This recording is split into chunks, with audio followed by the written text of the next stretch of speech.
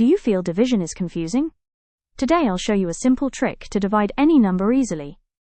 In division, the number we divide is called the dividend. The number we divide by is the divisor. The answer is called the quotient. Division is the opposite of multiplication.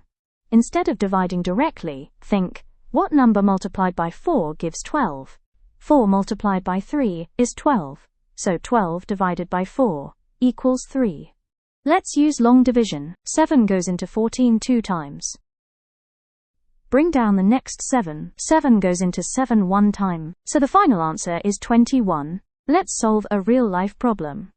Susie sold 582 coconuts equally to 6 customers. 6 goes into 54 9 times.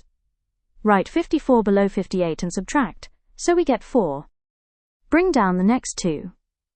Remaining is 42. 6 times 7 is 42, so each customer gets 97 coconuts. First divide the number, then find the quotient and remainder. Finally, check using the formula n equals d into q plus r. 887 divided by 3. 3 goes into 887 295 times. The remainder is 2. Now check. 3 into 295 plus 2 equals 887.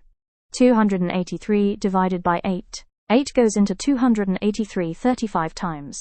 The remainder is 3. Check the answer using the formula. 767 divided by 26. This division has no remainder.